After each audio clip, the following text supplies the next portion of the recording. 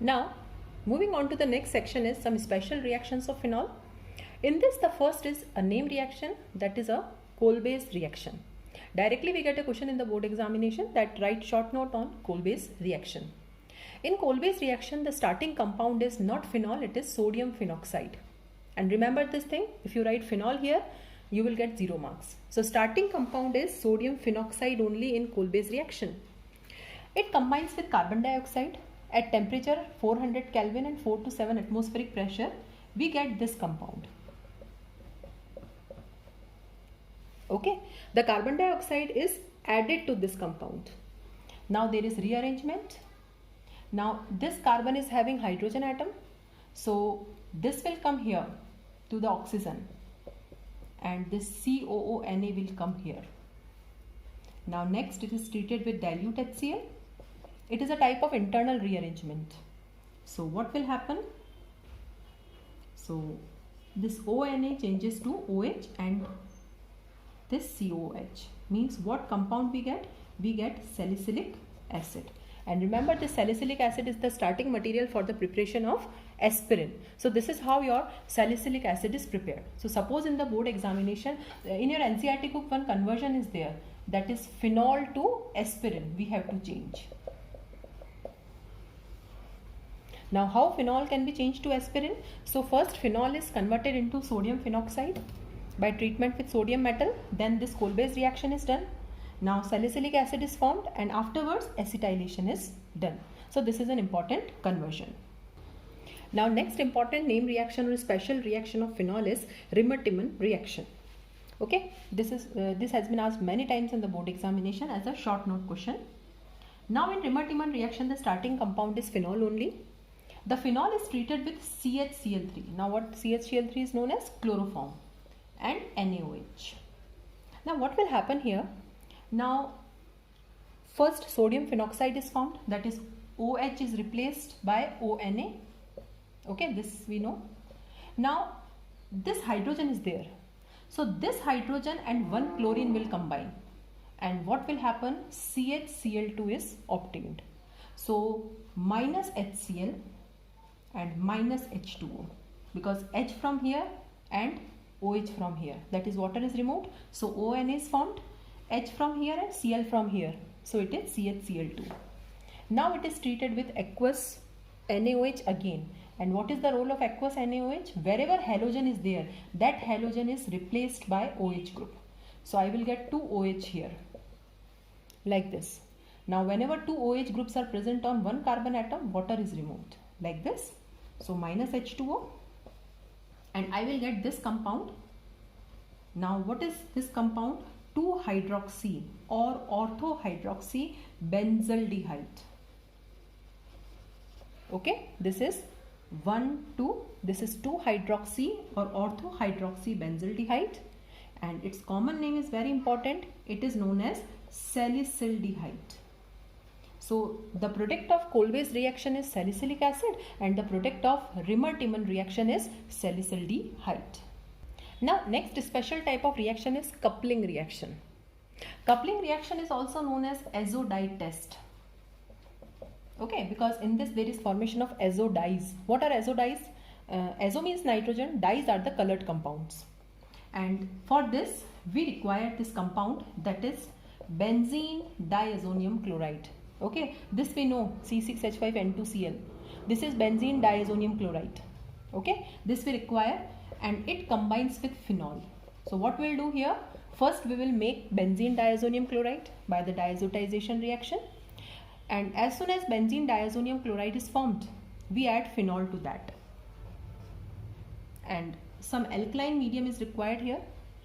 So HCl is removed like this. And we get this compound. And this compound is para-hydroxy.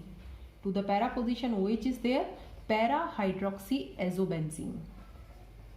And this para-hydroxy azobenzene is an orange dye. It means this reaction we can use for the test of phenol. Alcohols will not give this test, but phenols give. So as soon as you get diazonium salt, add phenol to that. Some alkaline medium is required, that is you add few drops of NaOH or any other base, then we get orange colored dye. Okay, this is coupling reaction. Now next is oxidation reactions. Okay, now phenols are colorless crystalline solids. Okay, so it is colorless. Now in the presence of air or K2Cr2O7/H2SO4, it is an oxidizing agent. So if the bottle of phenol is kept open or in the presence of some oxidizing agents, phenol changes to this compound. This is para-benzoquinone, and these are dark colored compounds.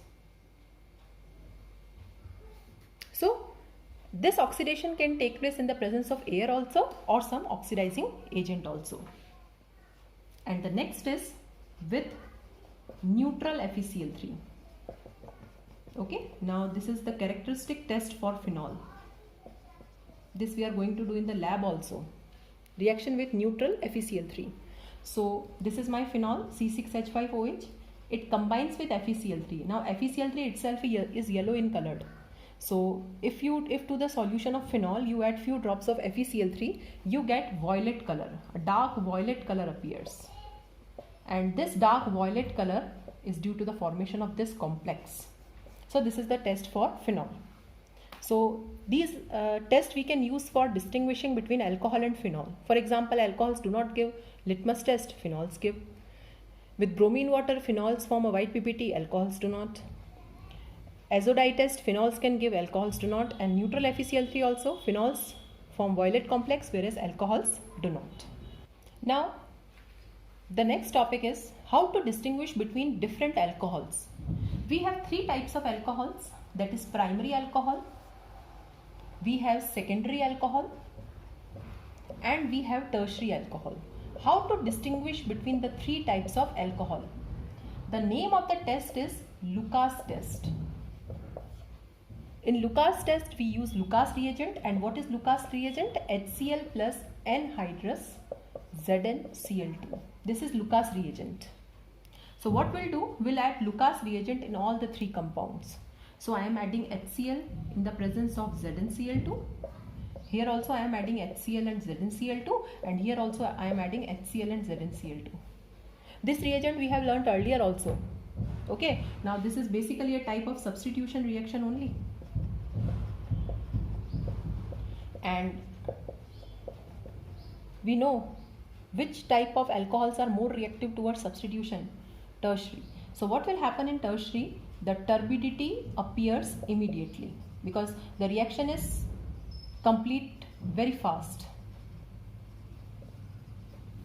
Okay, turbidity means cloudiness. So as soon as you add HCl and ZnCl2, immediately, because alcohols are colorless compounds, so immediately white cloudiness appears in the test tube. Turbidity is different from PPT. Precipitate we can filter and we can get a mass. Turbidity only whiteness appears, and if you filter it you will get nothing. And in secondary, turbidity appears after 5 minutes, means some time is required. And here turbidity appears after heating.